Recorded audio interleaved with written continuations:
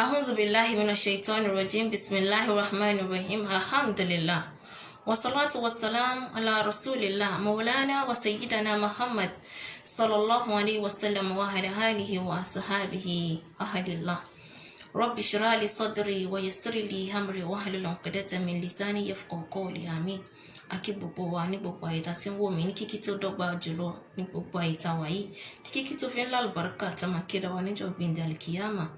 Assalamu alaikum wa rahmatullahi wa barakatuh. Láì nígbà àsìkò wa rárá ní ṣókí tá fẹ́ bá wa mọ̀mìnà sọ̀rọ̀ lórí oríṣiríṣi ọ̀pọ̀ tó ti gbalẹ̀ lọ báyìí sìn. Àmọ́ kó tó di pé àtẹ̀síwájú àkọ́kọ́ gbé látọ̀dọ̀ aṣíwájú wa ẹni tọ́lọ́run fi ṣe ọ̀gá wa àwòkọ́ṣe wa Nabi Muhammad sallallahu alayhi wa sallam. Innal halala bayyin wa innal harama bayyin wa baynahuma umurun mushtabihat la ya'lamuhunna kathirun minan nas faman ittaqa shubuhat faqad istabra'a li dinihi wa irdihi wa man waqa'a fi shubuhat waqa'a fil haram. Ànábì wa ẹni àwòkọ́ṣe wa ọ̀gá wa àgbà kọ́lọ́bọ̀ wa àlékún ìka Ànábì àtàwọn ará ilé lápapọ̀ wọ́n ní nǹkan tọ́lọ́run bá ṣe ẹ̀tọ́ halal àti haram bayyin ó ti fojú hàn fún wa wa baynahuma umurun mushtabihat. Láàárín méjèèjì yìí a ti dá ìmọ̀ yàtọ̀ àmọ́ nǹkan tọ́lọ́run fẹ́ àmọ́ èyí tó ò fẹ́ àfi tá bá fẹ́ tán ara wa jẹ. Àmọ́ ọ̀pọ̀lọpọ̀ wa àkà sí látara wípé a ti fẹ́ ra wa ju nǹkan tọ́lọ́run bá kọ̀ àti tó ní ká ṣe lọ. Ànábì wa ní ẹni tó bá ti ṣọ́ra kúrò níbi nǹkan tọ́lọ́run ṣe léèwọ̀ yìí ó ti ṣọ́ ẹ̀sìn ẹ̀ pàápàá ó ti ṣọ́ ẹ̀sìn ẹ̀ àti ọmọlúwàbí irú àwọn yẹn là máa pè ní mùmínà òdodo. Wọ́n mọ̀ ní wọ́kàn á fi ṣubuhat ẹni tó bá kó sínú ìrújú méjèèjì yìí ìyẹn nǹkan tá a ṣe léèwọ̀ fún yín wọ́kàn á fil haram. Ànábì ni ó ti kó sínú nǹkan tọ́lọ́run bá ṣe léèwọ̀. Kí ni èèwọ̀ yìí? Èèwọ̀ yìí òun ni ọgbà Ọlọ́run ọba. Kálukú wa la ní ọgbà títí wa àmọ́ ọgbà tọ́lọ́run òun náà ni kéèyàn kó sínú nǹkan tọ́lọ́run bá ṣe léèwọ̀ wa ó ti wà ní páńpẹ́ nìyẹn kọ́ ló ń ṣọ́ wa kúrò ńbẹ̀. Kí ló fa gbogbo àwọn àkàsọ̀ tá à ń sọ̀bọ̀ wáyé? Òun náà ni lórí wípé wọ́n fẹ́ aya lé wa ká wa fárígá lẹ́yìn ìgbà tí Ọlọ́run bá ti ṣe àwọn ọkùnrin ní àrólé wa àrólé òpómúléró ni wọ́n jẹ́ fún wa. Ká gbé níbi ìtàn arábìnrin kan kí gbogbo ọ̀rọ̀ yìí lè máa yé wa. Arábìnrin yìí ó ní ọmọ 3. Òun àtọkọ ẹ̀ ń gbé ìgbésí ayé ìrọ̀rùn wọ́n ń gbé ìgbésí ayé ìdùnnú. Islam jọba láàrin wọn ìfẹ́ wà láàrin wọn. Ọkọ ẹ̀ wá jáde ó bá ọmọbìnrin kan pàdé tó jẹ́ opó àánú ẹ̀ ṣe púpọ̀ bẹ́ẹ̀ ó ní ọmọ 2 lọ́wọ́. Arákùnrin wá délé ó wá béèrè lọ́wọ́ ìyàwó ẹ̀ wípé òun fẹ́ ṣe ẹ̀sìn lára ọmọbìnrin yìí òun fẹ́ láti lè ràn án lọ́wọ́. Ìyàwó ẹ̀ ò fèsì yálà kó tẹ̀síwájú àbí kó má gbìyànjú kó má dánwò àmọ́ ó fi áràkà ó fi ń bá sọ̀rọ̀ ìyẹn ìṣesí ẹ̀ gbogbo àwọn nǹkan tó ń ṣe ó jù sílẹ̀ kò fojú sílẹ̀ fún ọkọ ẹ̀ mọ́. Nígbà tí ọkọ ẹ̀ wá dé láti ibi iṣẹ́ lásìkò kan ó wá pe ìyàwó ẹ̀ pé nǹkan tóun dáwọ́lé tóun fẹ́ ṣe yìí ó dá òun ti fi sílẹ̀ òun ò ṣe mọ́ òun ò fẹ́ ọmọbìnrin náà mọ́. Ara ìyàwó yìí wá balẹ̀ ó wá ń ṣe gbogbo àwọn nǹkan tó jù sílẹ̀ padà ó ń ṣe padà ó ń dùn ọkọ ẹ̀ nínú.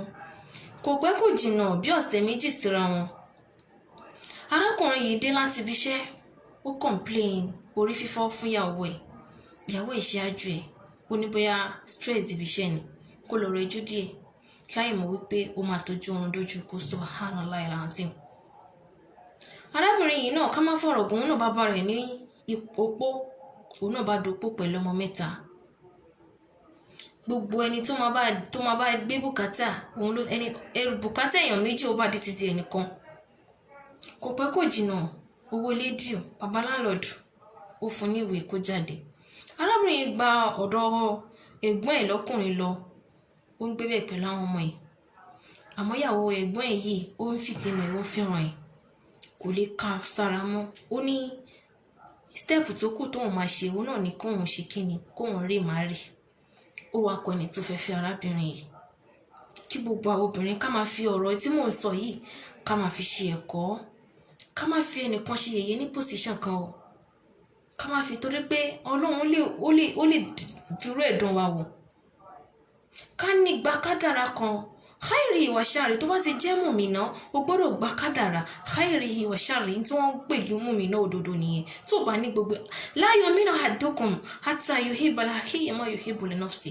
a lè pè ẹnìkankan yín ní mùmínà o tí lè pèrè ẹni pé mùmínà ni mí títí tó máa fi fẹ́ fún ọmọlàkejì ẹ ní tó fẹ́ fún ààrẹ. Subhanallah alazim. Ká tẹ̀síwájú, arábìnrin gbogbo àwọn ọkùnrin náà ni àwọn ìyàwó tí wọn ò gbà kí wọ́n fẹ́ yìí. Ó ti lọ́wọ́ 3. Ó wá tún pàdé ẹnìkan tó jọ nífẹ̀ẹ́ ra wọn. Ẹni wá sọ fún pé ìyàwó òun fẹ́ rí. Ṣé ìyàwó ẹ ti gbà kó fẹ́ òun? Ó ní kò tí gbà. Ó bá bẹ̀rẹ̀ sí ní ṣàdúrà, ó bá sin lọ́run, ó bá gbàwẹ̀. Ó bá ní kóun lọ rí ẹni tó fẹ́ rí òun yìí, ìyàwó ẹni tó fẹ́ fi òun yìí. Nígbà tó máa débẹ̀, arábìnrin yìí wá wò ó ní ó bá so mọ́ ọ̀gẹ̀. Ó bá ní ṣó ti gbà kóun fẹ́ kàn. Ọmọbìnrin yìí tí wọ́n fẹ́ tó fẹ́ gbàyàn wọlé, ó ní kò sí nǹkan tóun fẹ́ ṣe, kì í ṣe pé òun àmọ́ òun lè bára wọn ní position tí ó wà ní ọ̀la. Òun mọ nǹkan tó lọ́mọ dáhùn lọ fún òun lọ́la lòun ṣe máa juwọ́ sílẹ̀. Ọmọbìnrin tó ti ní wọn 3 yìí ó bá bẹ̀rẹ̀ sí ní sunkún pé subhanallah alazim. Jásí wípé ẹ̀san yẹn ti ké lóhun lórí, òun ò gbé nìkan láyè láti lè sin lọ́run láre. Ẹnìkan ló sin lọ́run lára wọn yìí. Ta ló nígbàgbọ́ òdodo nínú gbogbo wọn? Ẹ jẹ́ ká obìnrin lọ di kíní kan mọ́lẹ̀. Tó bá ti fẹ́ ìyàwó a máa jọ máa pín ogún ta ni? Ta ló sọ fún ẹ wípé ọkọ ẹ fẹ́ ṣáájú ẹ kú? Ǹjẹ́ wọ́n ti mọ kádàrá tọ́lọ́run bá kọ sílẹ̀ fún ẹni? Ọlọ́run àbá máa dán wa wò látara àwọn nǹkan gbà mí. Nǹkan kan máa ṣẹlẹ̀ tọ́lọ́run máa fi gbé sábàbí burúkú kúrò fún wa gbà mí. Tó bá já sí pé ọmọbìnrin àkọ́kọ́ yìí ó ti gba ọkọ ẹ̀ láyè ni, ó possible kó má sí ní position tó bá rẹ̀ ní àsìkò yẹn. Ẹ jẹ́ ká juwọ́ sílẹ̀ fún àwọn ọkọ wa. Ká ti wá wo òde àsìkò yìí, obìnrin ti pọ̀ rẹpẹtẹ. Àwọn obìnrin á ti pọ̀ rẹpẹtẹ. Ẹni tó wà ní opó kí ni kí wọ́n ṣe? Àwọn obìnrin ti pọ̀. Tá bá bímọ lásìkò yìí, ẹ̀rí pé obìnrin ló ń pọ̀ jù ọkùnrin lọ. Níbo ni kí wọ́n wà? Ká má sọ pé dodo kọ́kọ́ wá ní owó lọ́wọ́ rẹpẹtẹ kó tó di pé ó sì yá rẹ̀. Ó ṣe àlékún pé ó fẹ́ fẹ́ obìnrin. Nana wa Aisha tó jẹ́ ìyàwó rẹ̀ lọ́dẹ̀dẹ̀ Ànábì Muhammad kan náà àwọn ìyàwó dáadáa tánàbí wa Muhammad fẹ́. Nana wa Aisha sọ lọ́pọ̀lọpọ̀ gbà ni àwọn máa ń mu omi láti fi lè fi gbé ẹ̀mí wọn dúró ní ọ̀dẹ̀dẹ̀ Ànábì Muhammad. Ànábì ò lówó lọ́wọ́. Lè ka iye ìyàwó tánàbí fẹ́, ǹjẹ́ mọ́ yẹ? Ẹ jẹ́ ká kẹ́kọ̀ọ́ díẹ̀ látara ìwọ̀nba tá a sọ yìí. Ká juwọ́ sílẹ̀ fún ẹ̀sìn Ọlọ́run ọba. Oore tó ń bẹ́ẹ̀ ó pọ̀ fún wa ju ìta dìmáyà yìí lọ. A máa tó rí ìdùnnú Ọlọ́run ọba níbi gbogbo nǹkan tá a bá ń dáwọ́lé. Ó dà gẹ́gẹ́ bí ẹni pé ẹni tó wo ilé ọkọ ẹ̀ pé kọ́ má bá mi dù, àbọ̀ fẹ́ gbógun tì mí. Wọ́n fẹ́ gbógun tì ẹ́. Ǹjẹ́ wọ́n súnmọ́ Ọlọ́run ọba ẹ̀? Dúró ti Ọlọ́run ọba ẹ̀ dédé kó máa ṣe ìbádà ẹ̀.